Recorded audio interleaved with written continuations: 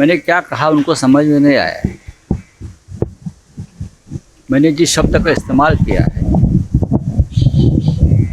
उसका अर्थ है मूर्ख, बुद्धू।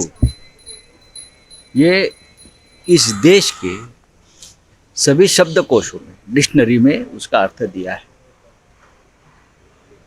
जो डिक्शनरी मान्यता प्राप्त है सरकार से भी और सभी साहित्य संस्थाओं से। उस डिक्शनरी भी मैंने जो शब्द का इस्तेमाल किया उसका सभी का अर्थ दिया है। बड़े बड़े पंडित इस देश में हैं, उसने भी उसके ऊपर अपना मत व्यक्त किया है। फिर भी दिल्ली में मेरे खिलाफ मुझे पूछे बगैर कि क्या है, एक एफआईआर दर्ज कर दी यूनियन टेरिटरी, जहां देश के गृह मंत्रालय की सत्ता चलती है। उसका मतलब है ये पॉलिटिकल बदले की भावना से मेरे खिलाफ मेरा आवाज़ दबाने के लिए किया है। सीबीआई, ईडी, इनकम टैक्स ये अब तक मेरे पास नहीं पहुंच सके क्योंकि मैं तो एक सीधा आदमी हूँ। वो ऐसे बहाने मुझे तकलीफ देने के लिए, मेरे पार्टी को बदनाम करने के लिए यह हथकंडे इस्तेमाल किए। ठीक है, कर रहे वही तो है। मैं बोल रहा कि आप महाराष्ट्र में कुछ नहीं कर सकते, आप और एजेंसीज मेरे खिलाफ कोई बोल नहीं सकता, उंगली नहीं उठा सकता। तो ऐसे हथकंडे अपना कर जो केस या जो गुनाह, जो एफआईआर दर्ज हो ही नहीं सकती, तो किसी को आगे करके हमारे खिलाफ इस प्रकार की शिकायत, एफआईआर दर्ज की जाती है।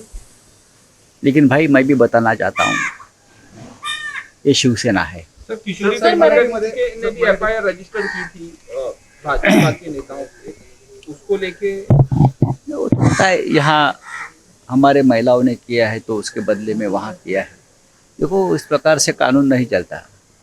आप संविधान की बात करते हो, आप कानून की बात करते हो, और हमारे खिलाफ, मैं मेंबर ऑफ पार्लियामेंट हूँ, सदन चल रहा है और हमारे खिलाफ झूठे मुकदमे दर्ज करने के लिए आप एनकरेज करते हो किसी को, ये ठीक नहीं है।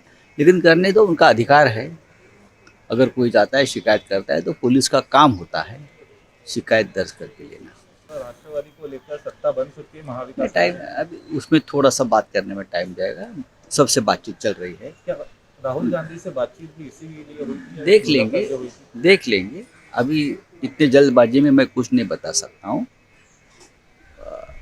बातचीत तो हमेशा हर पॉलिटिकल पार्टी से होती रहती है, लेकिन चाहे वहाँ से या चाहे यहाँ से अगर कोई प्रस्ताव आता है तो उसके ऊपर पार्टी में विस्तार से चर्चा होती है, ग्राउंड लेवल पे चर्चा होती है। जिस स्टेट में हम एक साथ काम करना चाहते हैं वहाँ के लोगों से चर्चा होती है। देखिए, अपोजिशन की यूनिटी की बात चल रही है। मैंने इतना ही कहा कि अपोजिशन की यूनिटी की बात चल रही है, और इस देश में आज अपोजिशन का यूनिटी एक समर्थ पर्याय के रूप में बनना बहुत ज़रूरी है। और इस देश में जब मैं राहुल गांधी जी से बात करता हूँ, जब प्रियंका गांधी जी से बात करता हूँ, मैं और नेताओं से बात करता हूँ, मैं ममता दीदी से बात करता हूँ,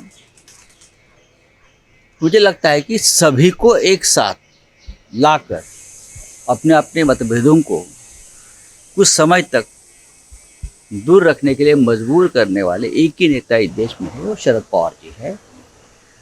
और लीडरशिप की कोई बात ही नहीं है। जब मैं सबसे बात करता हूँ तो लीडरशिप की बात नहीं है, सिर्फ विकल्प की बात होनी चाहिए।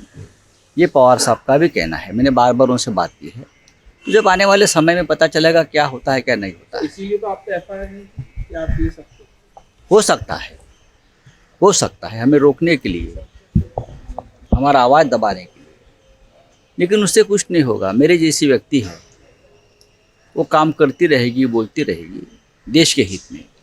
अपोजिशन की यूनिटी करना ये कोई राष्ट्रद्रोह नहीं है। पार्लियामेंट्री डेमोक्रेसी में अपोजिशन बहुत महत्वपूर्ण हथियार है। हमने ये नहीं कहा कि हम मोदी जी के खिलाफ कोई षड्यंत्र रच रहे हैं, नहीं। इस देश में अपोजिशन की आवाज़ गूंजनी चाहिए।